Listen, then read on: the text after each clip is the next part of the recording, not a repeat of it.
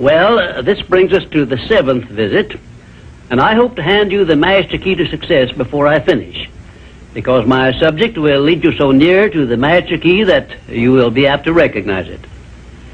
As I have suggested in previous visits, a positive mental attitude can clear away all obstacles which stand between you and your major purpose in life.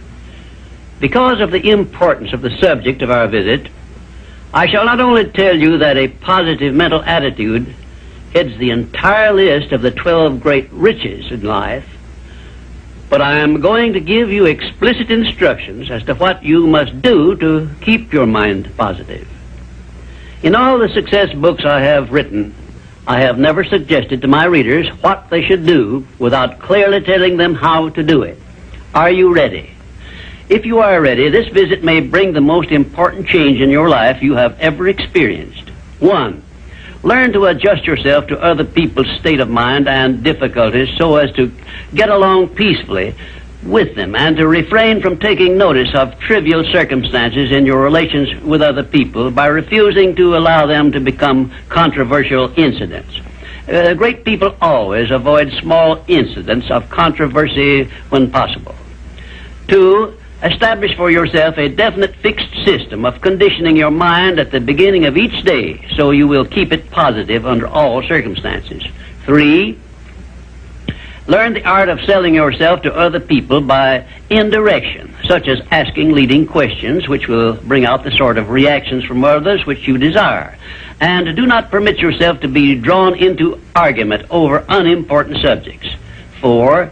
Adopt the habit of having a good-hearted laugh every time you become irritated or angry, and it will help you if you begin each day with 1 minute of hearty laughing.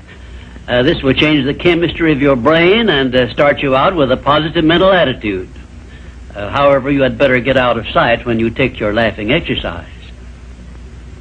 5. Start each day with an expression of gratitude for all the adversities, defeats, failures you have experienced in the past, and search for the seed of an equivalent benefit these have yielded you through the passing of time. Then give thanks for the blessings you expect to receive during the day. 6. Learn to concentrate your attention on the can-do portion of all of your problems and desires and start action where you stand in carrying out this portion. No matter what may be your problem or your desire, there is always something you can do right now that will help you. Find out what this something is and do it. 7. Learn to transmute all unpleasant circumstances into immediate action which calls for a positive mental attitude, and make this a fixed habit.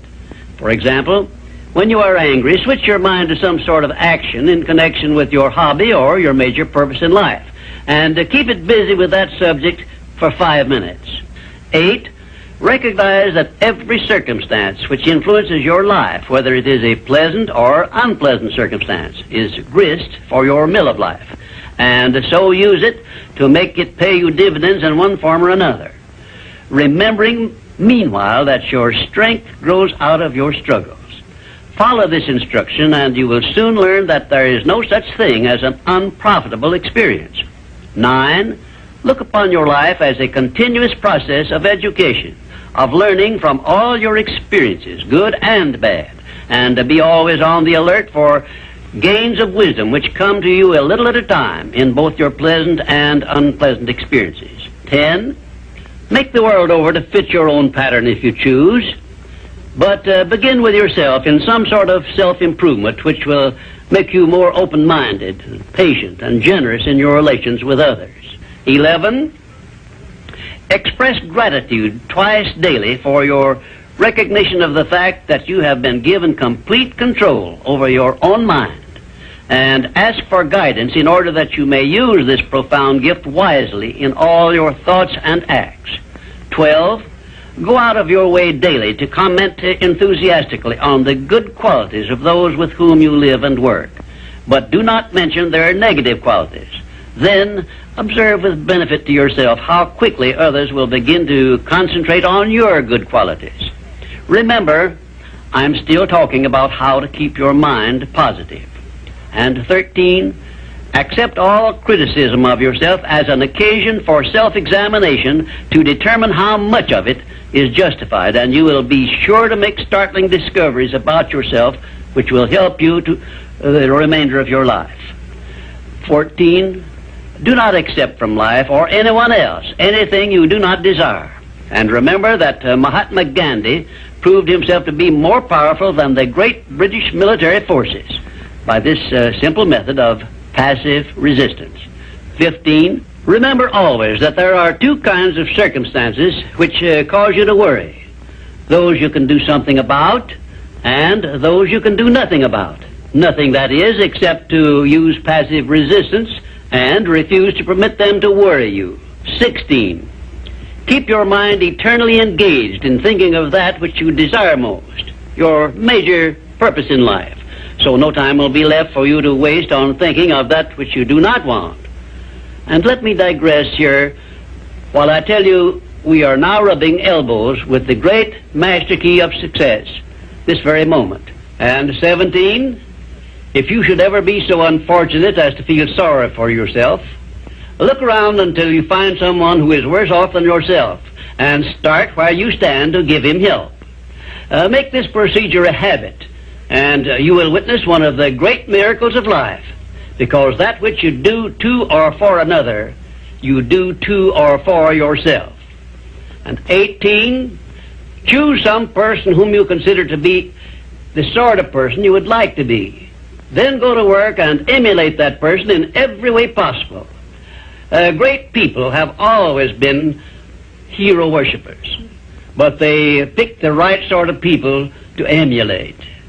19, cultivate your tone of voice so that your words have a pleasing musical sound. And remember that the sound of your voice is an open window through which other people look into your very soul. It will be a profitable investment if you will get a tape recording machine and record samples of your voice daily while you practice the art of expressing yourself through a friendly sounding voice. If you are engaged in selling, this practice will quickly pay off in monetary dividends. 20, last but by no means the least, write out this sentence and paste it in a prominent place where you work and on a mirror where you see yourself in your home. Whatever the mind can conceive and believe, the mind can achieve. Remember also that you are the only person who can provide you with a positive mental attitude. What are you going to do about it? On your answer to this question rests your entire future.